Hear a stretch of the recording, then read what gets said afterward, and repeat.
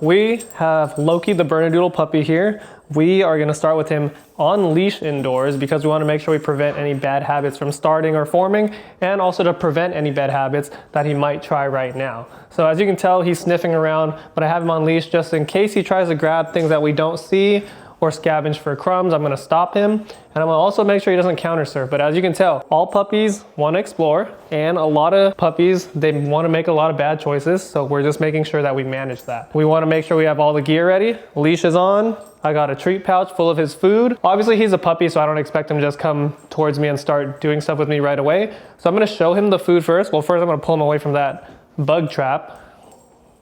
Since this is all new to him, I want to make sure that I show him the food first just to start it off so he knows I have something that he wants. I'm going to open this pouch. I'm going to just show him the food first. Yes. And then now I'm going to start moving around to get him to start thinking I'm more interesting than the stuff around here. Anytime he either approaches me or gives me eye contact, I'm going to reward. Yes.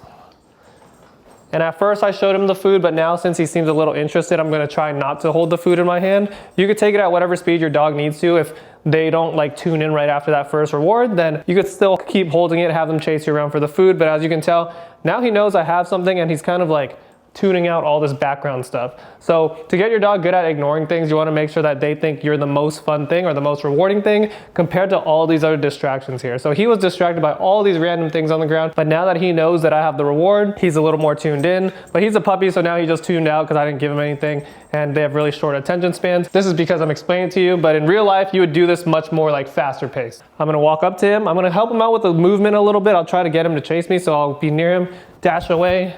Yes. Because he came up to me, I'm giving him food. So if you're doing this like real life, I'd be rewarding them very frequently, especially if it's a puppy. Yes, yes. Yes.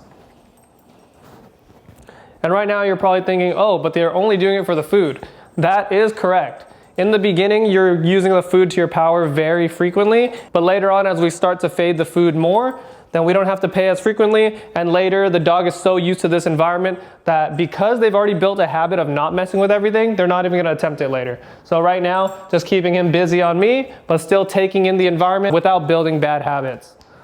So in the beginning, very frequent rewards. Later on, we might not need the rewards at all. We might not need the leash, but right now he's a super beginner puppy, so I'm just gonna make sure I am keeping him busy and making myself more interesting than everything else. Yes, because I was explaining things, I wasn't marking or saying my reward word, but you should be. Anytime that you're about to grab into that pouch, I want you to say your reward word. So for him, it's yes, and then hand him the food.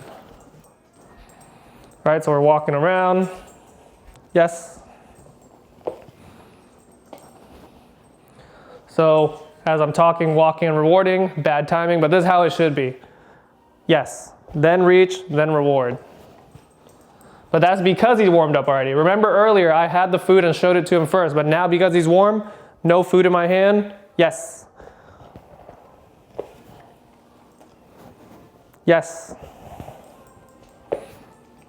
Cool, so over here, so I'm gonna stop him from getting that, so he tried to get that piece, stopped him, put it back in my pouch. Make sure you do that for your puppy, because once they think they can eat stuff off the ground, they're gonna attempt it a lot. This area is cool. I'm gonna move the camera. We're gonna move over to the living room where there's furniture because a lot of people don't want dogs on their furniture. So I'm gonna show you what I would do to desensitize them to that area. All right, so now we move Loki over to the living room. As you can tell, he's gonna be interested in everything here too. So same thing, I'm just preventing with the leash because there's way more stuff here than in the kitchen. He's gonna try to pick up stuff, but same game, right? I'm gonna have the food ready. I'll make sure that he knows I have it, yes. And I just wanna reward him in this area so he doesn't think like, oh, I wanna go jump on the couch. I wanna go grab random things. Instead, I wanna show him everything, but I'm gonna prevent all the bad choices he can make, and I'm just gonna reward all the good ones, yes. Right, so a lot of people don't want their dogs on the couch, so that's why I want to make sure that he's exposed to the couch a lot without being able to jump on it. A lot of people, they're like, oh, my dog jumped on it, and now I keep trying to push them off, and they think it's a game. So I'm not even gonna let that game start. Yes. I just want him here, I want him chill. The living room is not a playground, it's just for him to chill at, yes. All right, so I'm letting him move around. I still want to keep myself very interesting, yes. There's little toys on the side too, so he's probably interested in that.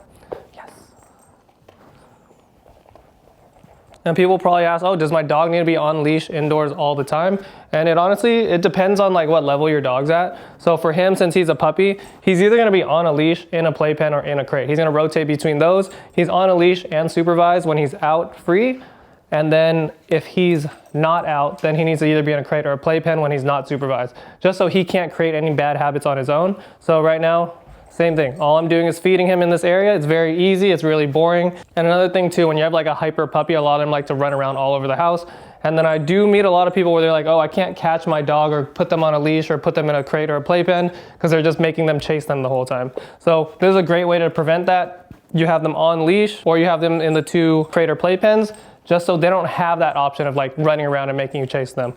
Right now I'm just using his dinner food. So he's gonna eat his meal out here and as he did in the kitchen. So we get a lot of reps with that. So I could just use his kibble and not a bunch of treats, because some dogs, they're sensitive or they get stomach aches, they throw up, whatever. So very safe bet if you're just using kibble, especially if it's indoors and there's not that many distractions. So right now too, because I have a tripod set up, I'm just staying in this area. But if I was actually training him, I'd probably walk around all over my downstairs area while I'm feeding him, just so he sees like a variation of all the rooms versus just staying here and staying over there. But go ahead, try this with your own dog and then see how it goes.